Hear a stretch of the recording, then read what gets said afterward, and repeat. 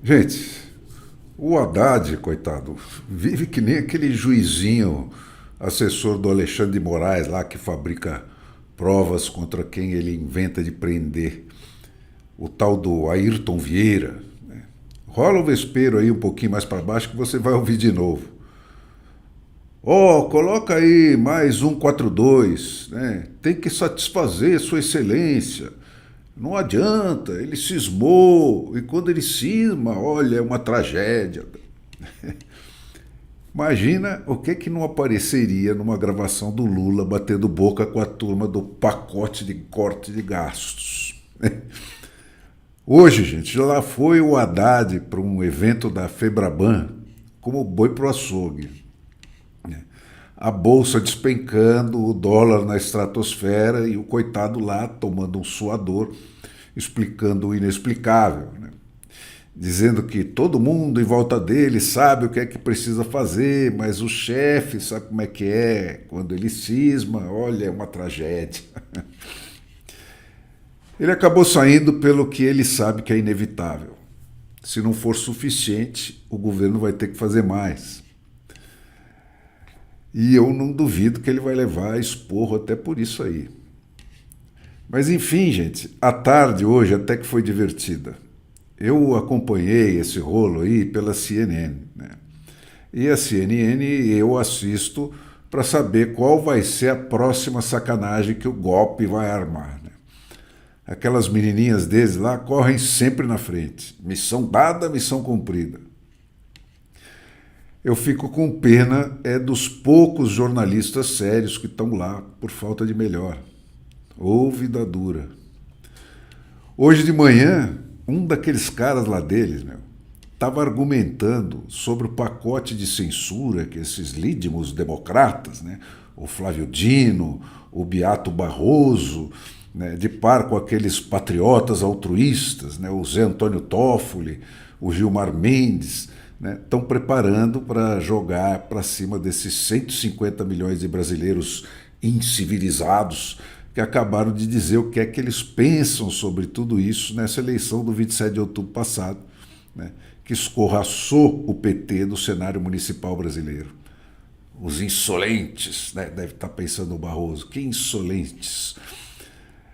E acredita, o que ele estava dizendo é que a censura vai até ajudar as redes a publicar mais do que elas publicam hoje.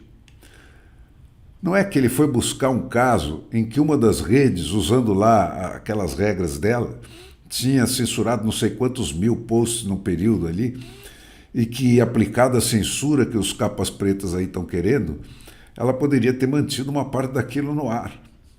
Cara, eu ouvi isso alto e claro, veja você. Mas eu estou desviando aqui. Divertido mesmo, uma alegria triste, mas uma alegria, foi ouvir uma daquelas menininhas lá deles chamando os repórteres que estavam lá no evento da Febraban, depois de meia hora de defesa apaixonada do pacote furado do Haddad. E aí, não é que quando os caras entraram no ar, eles estavam relatando a vergonha do próprio Haddad, se desculpando na frente dos banqueiros. E aí, de repente, caiu a ficha e ela entendeu que tinha ficado para trás até do próprio Haddad na crítica ao pacote do Haddad. Cara, foi uma pândega. A confusão em que ela ficou e o modo como ela foi virando lá a própria conversa do avesso aos pouquinhos para sair da enrascada. Cara, enfim, é aquilo que eu digo sempre. Esse golpe é da imprensa, mais que de qualquer outra força. O resto, cara, é esse Brasil do PT. 50 anos de marcha ré. O pacote do corte de gastos, né, que está há meses para sair do buraco, não tem um único tostão de corte de gasto. É mais um pacote de aumento de imposto para chegar na conta do gasto aumentado na cara de pau. É um pacote sobre no cu de quem eles vão enfiar mais esse aumento de imposto. É o Estado contra o país, como sempre. A cara do Lula. Joga os pobres contra os ricos e que se foda.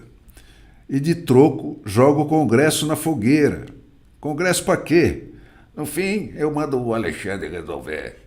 Né? Gente, não tem conta feita nessa história. Se dispensar todo mundo que ganha até 5 mil de pagar imposto, começa que quebra os estados e os municípios. Porque imposto retido na fonte para pagamento de funcionário público, estadual e municipal, diz a Constituição, é recurso para estados e municípios.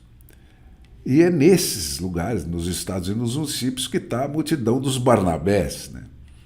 Todo mundo ganha menos que 5 mil.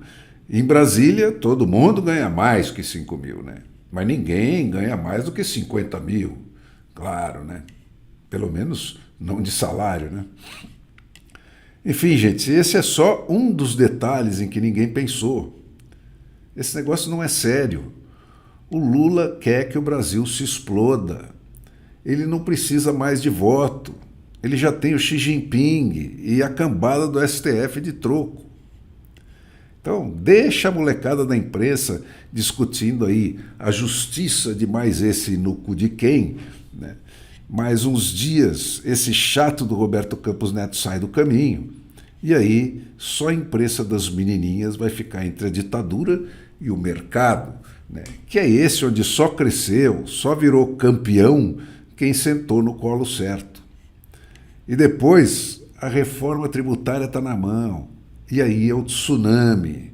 O Brasil inteiro vira mendigo. Cara, fica esse papo de super salário. E na boca de quem?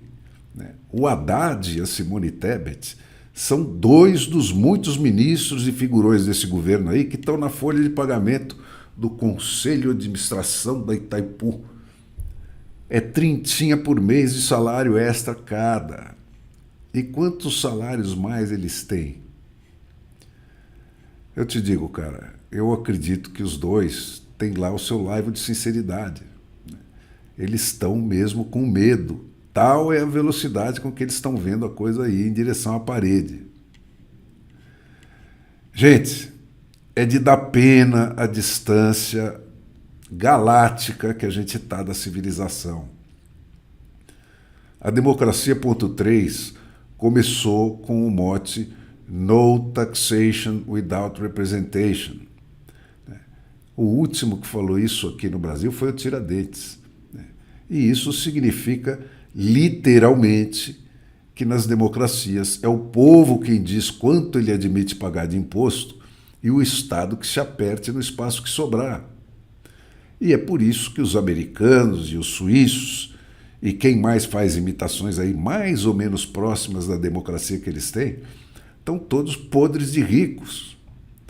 Lá não se mexe em imposto nenhum, nem para cima, nem para baixo, nem para o lado, sem que quem vai pagar diga sim no voto direto. E no voto direto para cada movimento do dinheiro público, para cada despesa pública. Aqui na nossa selva é o contrário, gente. O Estado é que decide que espaço ele vai ocupar e o Brasil que se esprema no espaço que sobrar. Gente, nós somos um povo vocacionado para a escravidão? Não. A gente só não sabe o que é democracia. E enquanto a gente não puser patrão nessa putada, né, com voto distrital puro e recall, a gente vai continuar sendo escravo deles.